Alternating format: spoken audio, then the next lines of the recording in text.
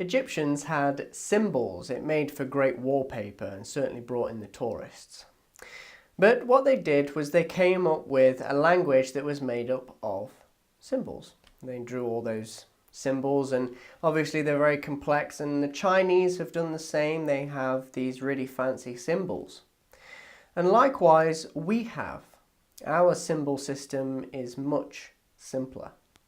We have symbols from A to Z, and if you think about it, they are patterns, they are shapes. But we recognize these patterns as letters, as language, as a form of communication. And likewise, we have some special characters, and also you have your numbers 0 to 9, and that's pretty universal across all languages. And the French like to put frilly things all over there and fancy dots and all the rest of it. But each language is pretty much guaranteed to have something unique about it. It has unique rules of punctuation and all the rest of it. But the important point is we have these symbols. These symbols are used and combined together to create effective communication. So now, can we use that same system in a programming language? The answer is yes. If you took out operators are symbols that the language provides, you would be able to do nothing. You would literally not be able to write a program without operators.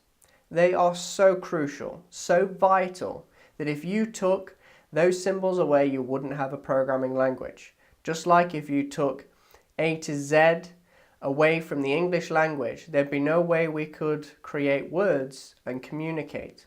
So operators are everything when it comes to programming. But the main point is, what are operators and why are they so important? Operators are functions.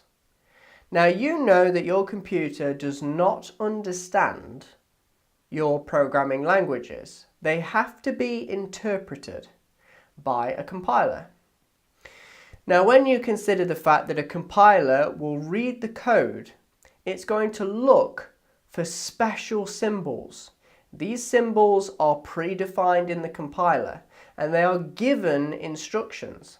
Now, these functions, these sets of instructions, you can't see. They're in the compiler and the computer can understand them. They're in the ones and noughts format.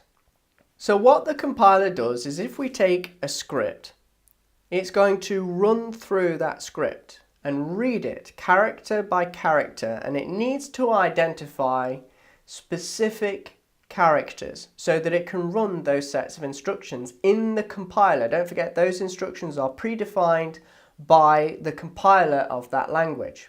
So this is really important. Now, inside of your compiler, what it will do is it will start reading through and it will identify special characters, the characters that are needed for a programming language to exist, for us to communicate. So when it starts reading through each character, take a look at some of these characters. Now, I'm only showing you a basic set of operators. Languages use different operators and so forth.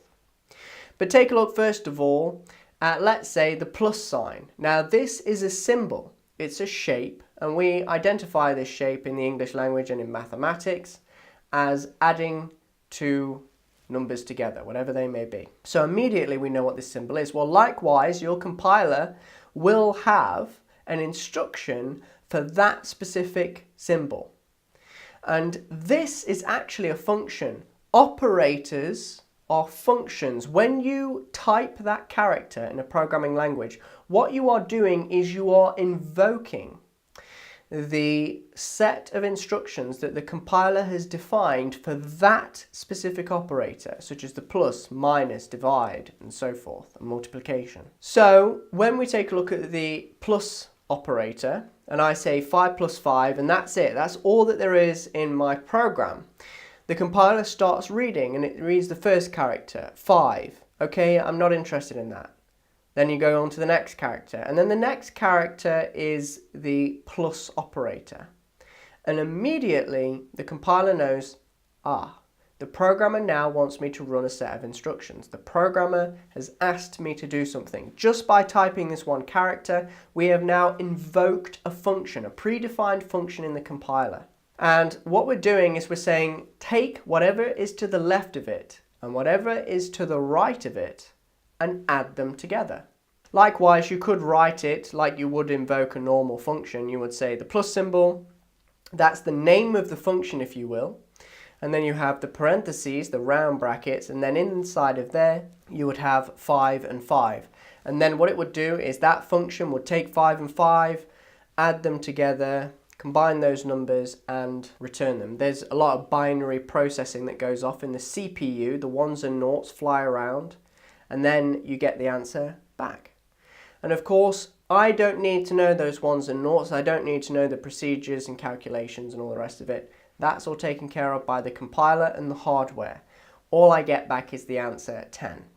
But it's important to note that programming languages have their own symbols, just like human languages have their own symbols for communication, all the way from the Egyptians to the Chinese to English, French, German, all the rest of it. They all need symbols in order for them to work. So programming languages are no different. The plus symbol invokes a function within the compiler, and likewise you have subtraction, you have divide, you have multiplication, you have all of this, and all of these symbols, you can class them as verbs. They are actions. They are literally saying, I'm going to invoke the compiler to do something. And of course, with every verb, you need processors, and those processors are defined in the compiler, and they allow you to complete the action of that verb, whether it be adding two numbers together, dividing, subtracting, multiplication, all the rest of it. And for example, the equals operator. Well, the equals operator will tell the compiler, I want to, let's say, create a box, and I want to give this box a name, a container, and I want to store this value in the box. That's what the equals sign can do in some languages, just in and of itself. And brackets. Brackets are one of the most important operators in any language. I mean, if you look at mathematics, mathematics consists of symbols and it is a language. And brackets are of the most importance in mathematical equations. And also that's the same for programming, because don't forget, these are math-based machines. So the brackets operators are extremely important. Just look at how many brackets you need to use to create a program. Look at a function. It has the round brackets or the parentheses. It has the braces or the curly brackets to group the set of instructions together. And you also, when you invoke the function, you use the round brackets again and you group all of those values together. That's really important. Brackets are so important. In HTML, you use chevrons or the angled brackets to encapsulate the tag name or the element name, and then also you potentially could have attributes, and you can define tags with the chevrons, opening and closing tags. These are so important, and don't forget, if you are communicating or you're running a set of instructions, that's an operator, and your brackets are incredibly important. Also, you can use standard brackets, or what we like to call square brackets. They again are operators. They are performing an action. They're saying, hey compiler, whatever's going off in between these two brackets, group these instructions together, group these arguments together, group these processes together. And if you're doing a mathematical equation, do this part of the calculation first, and then do the rest of the calculation, because brackets take the highest priority. So can you see that when you look at a script and you were to take out the equal sign, all the comparison operators, and all of the brackets, you would literally not have a programming language. Operators are everything. And of course, these characters, these verbs, are invoking functions, a set of instructions in the compiler. So that's how the ones and noughts instructions or hex codes or whatever they are, more binary type data, in the compiler we don't have to learn.